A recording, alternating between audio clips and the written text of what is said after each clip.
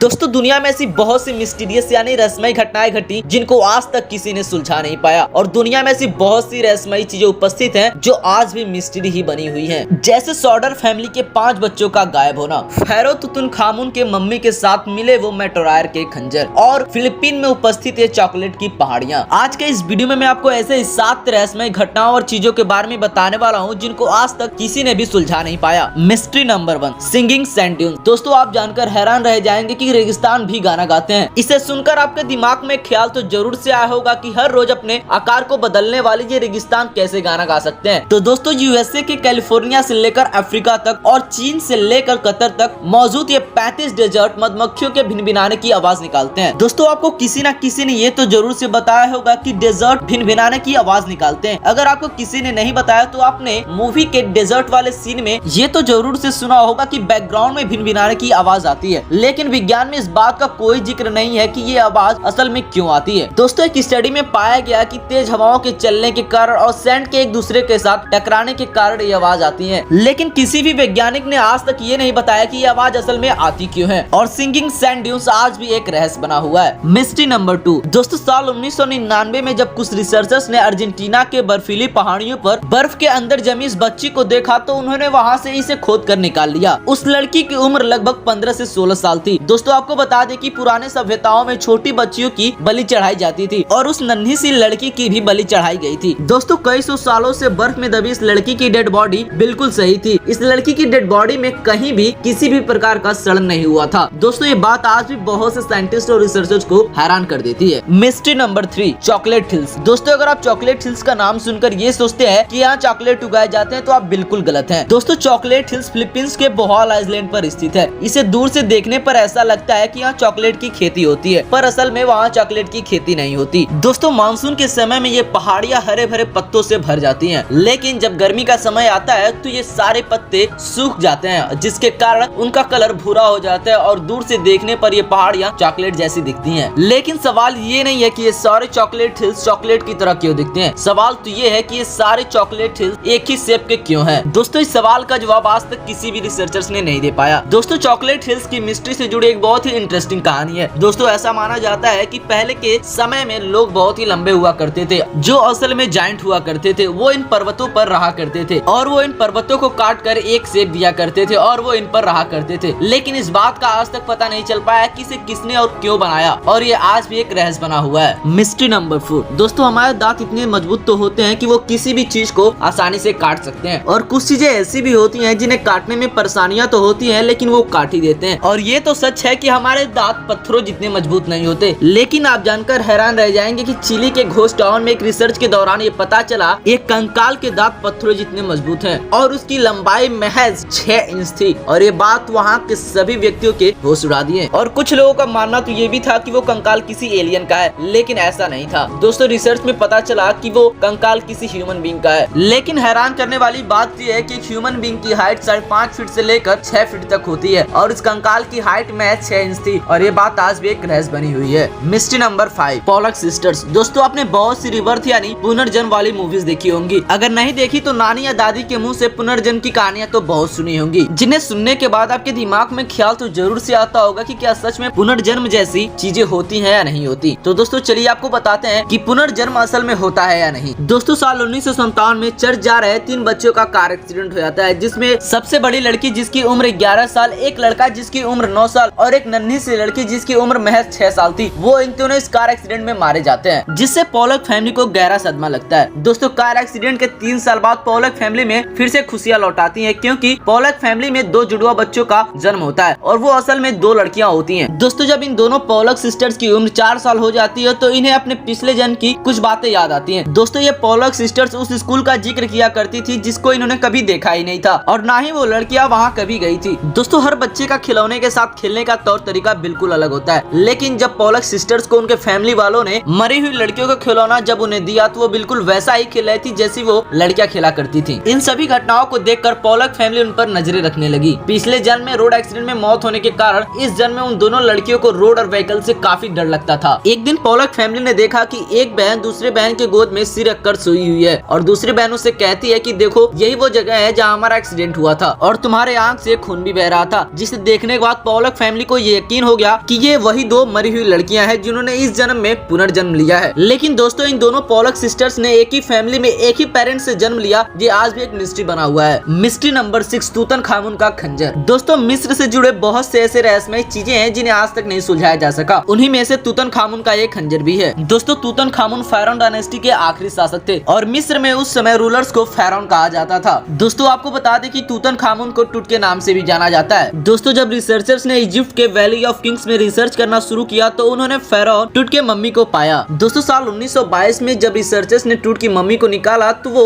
3 coffin में दफन थी। दोस्तों आपको बता दें कि जब इजिप्ट में रूलर्स का डेथ हो जाया करता था तो उनके डेड बॉडी को कपड़े में लपेट कर मम्मी बनाकर कॉफिन में रख दिया जाता था और उनकी मम्मी के साथ बहुत सी वैल्यूएबल चीजें रखी जाती थी जिसमें सोना, चांदी और कुछ हथियार भी हुआ करते थे। दोस्तों जब टूट के कॉफिन को खोला गया तो उसके गले में बड़े बड़े लॉकेट्स थे और उसके मम्मी के साथ कुछ हथियार भी थे जिसमें ये 2 खंजर भी मिले और टूट की मम्मी सोने से भरी पड़ी थी। दोस्तों टूट के इन खंजरों को देखने पर ऐसा लगता है कि एक खंजर सोने का है और दूसरा खंजर लोहे का। एक खंजर सोने का तो है लेकिन दूसरा खंजर लोहे का नहीं है। दोस्तों जब टूट के खंजर की जांच की गई तो उसमें मेटेरियल के मटेरियल्स पाए गए। इस बात ने वहाँ उपस्थित सभी के होश उड़ा दिए। दरअसल दोस्तों उस खंजर के निकिल को बनाने में जिस मटेरियल का प्रयोग किया गया है वो असल में पृथ्वी पर कहीं पाया ही नहीं जाता और न ही उस समय में कहीं पाया जाता था। दोस्तों बहुत से लोगों का मानना है कि वो खंजर किसी दूसरे ग्रह के रहने वालों ने दिया है या फिर उस समय मेटेरियल गिरा उसके मटेरियल से बनाया गया हो। जी आज तक कंफर्म नहीं हो पाया कि टूट का खंजर असल में कहाँ के मटेरियल से बना है और ये बात आज भी एक रहस्य बना हुआ है। Mystery number 7, the mystery of Sodder family. दोस्तों सॉडर फैमिली यूएसए के वेस्ट वर्जीनिया के फेड वैली में रहा करती थी। दोस्तों इस फैमिली में केवल 12 लोग रहा करते थे जिसमें जॉर्ज सॉडर, जेनी सॉडर और उनके 10 नन्हे मुन्ने बच्चे। दोस्तों साल 1945 में 24 दिसंबर को सॉडर फैमिली के घर आग लग जाती है जिस आग से बचकर जॉर्ज, जेनी और उनके 5 बच्चे जैसे तैसे करके बाहर निकल जाते हैं लेकिन अभी भी उनके 5 बच्चे अंदर ही रह जाते हैं जिन्हें निकालने के लिए सॉडर बहुत ही प्रयास करते हैं। जब जॉर्ज सीढ़ी लाने जाते हैं तो उन्हें सीढ़ी ही नहीं मिलती है और जब ट्रक से चढ़कर वो अपने बच्चों को बचाना चाहते हैं तो उनका ट्रक ही चालू नहीं होता और जब पानी से आग को बुझाकर अपने बच्चों को बचाना चाहते हैं तो सारे पानी बर्फ में बदल गए होते हैं और जब पड़ोसी ने फायर ब्रिगेड को कॉल करना चाहा तो किसी के टेलीफोन काम ही नहीं कर रहे थे और जब सुबह पुलिस आकर घर में बच्चों की डेड बॉडी देखती है तो वहाँ किसी की डेड बॉडी थी ही नहीं और जब इन्वेस्टिगेशन करती है तो उसे पता चलता है कि सभी के सभी लोगों के टेलीफोन काट दिए गए होते हैं और लगे हाथ पुलिस को ये भी पता चल गया कि जॉर्ज के एरिया में पिछले कई दिनों से एक अजनबी व्यक्ति घूम रहा था। दोस्तों उस अजनबी व्यक्ति का सॉडर फैमिली के बच्चों के साथ कुछ लेना देना था या नहीं ये आज तक पता नहीं चल पाया और सॉडर फैमिली के बच्चों का गायब होना ये आज भी एक रहस्य बना हुआ है। अगर आपको मिस्टीरियस चीजें और घटनाओं के बारे में सुनकर अच्छा लगा हो तो वीडियो को लाइक कर दीजिएगा और आपको इनमें से कितनी सारी मिस्ट्री पता थी कमेंट सेक्शन में जरूर से लिखिएगा और आप और भी ऐसे मिस्टीरियस वीडियोस देखना चाहते हो तो हमारे चैनल को सब्सक्राइब जरूर से कर लीजिएगा और अगर आप इंस्टाग्राम यूज करते हैं तो हमारे अकाउंट को फॉलो जरूर से कर लीजिएगा ताकि आप वहाँ भी ऐसे मिस्टीरियस वीडियोस देख सकें।